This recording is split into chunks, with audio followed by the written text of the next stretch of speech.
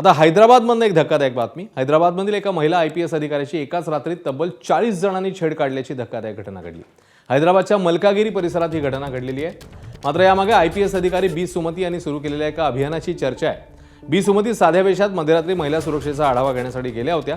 त्यावेळी 40 जणांनी त्यांची छेड काढली। दरम्यान या 40 पुरुषांना पोलिसांनी जेरबंद केले।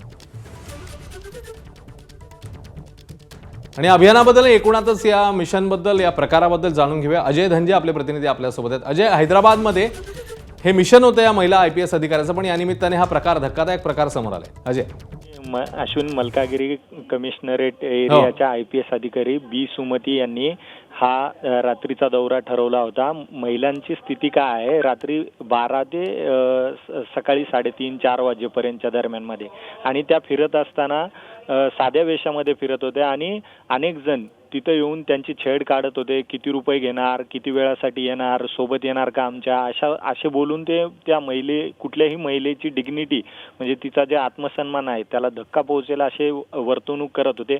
अनेक जण गांजा आणि दारू पिऊन महिलांची हे करत होते।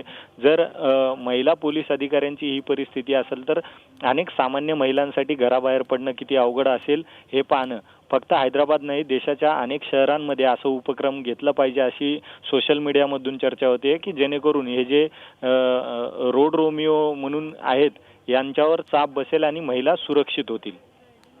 धन्यवाद अजय या सगळ्या माहितीबद्दल।